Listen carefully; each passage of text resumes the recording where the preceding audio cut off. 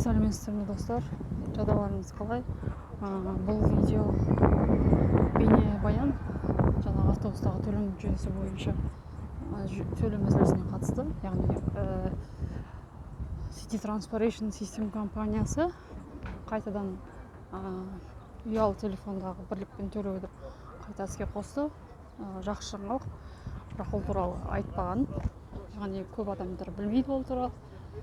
Сондықтан жақсы жаңалық, яғни актив бізде қандай операторлар бар? Қазақстанда Теле2, Билайн, соларды қосымшаларын жүктейсіз, 90 теңге бірліктен төлеуге болады.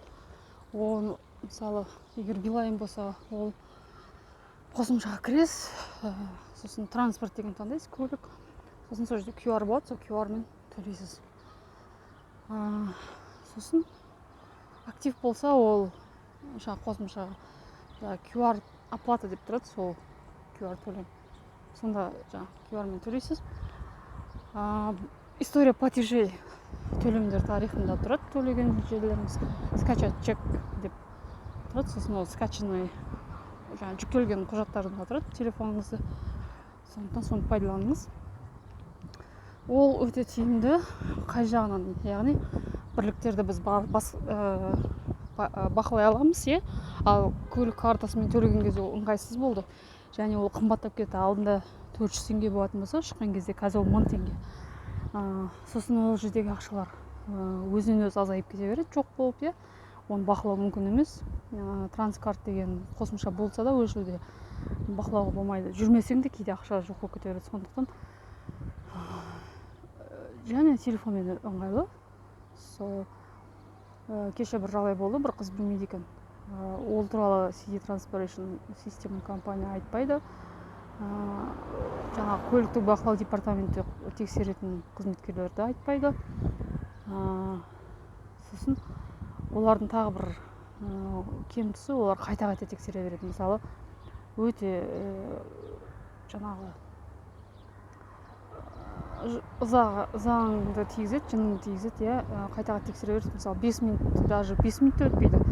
2 минут сайын тексере береді. Сол мәселені де қолға алса, тексере береміз, қайтесің ал деп осылай сөйлейді еще. Ол дұрыс емес деп ойлаймын, дөрекі сөйлегендер. Және де оларға бір бағдарлама ойлап табу керек. Яғни тексеріп кеткен автобусты қайта-қайта тексермеу. Немесе жарайды 15 минуттан кейін тексеруге, шамамен бір белгілі бір уақыттың ішінде. Адамдар мазасын алады, мысалы. Сол кеше және де тағы бір мәселе, көп адамдар тек қана Каспиймен төлей аламын деп ойлайды. Каспийде жоқ болса, жаңағы ақшалай тиынмен адамдарға сұрайды, төлеп беріңізші деп.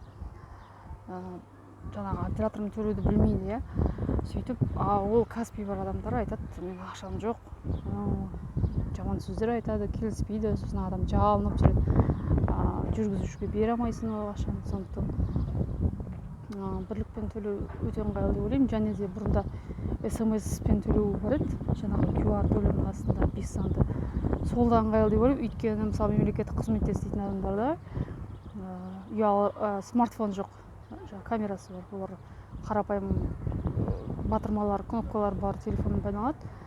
Сонда ол SMS-ті қосқан, ол да ыңғайлы деп ойлаймын. Енді оны қосама-қосымен білмеймін, бірақ осы оператормен қосу жүйесін жарты жыл бойы күттік. Жалпы мен осы мәселеде өте қатты уайымдадым, және өте қуаныштымын. Сондықтан соны пайдаланыңыздар. Жақсы сәттілік тілеймін.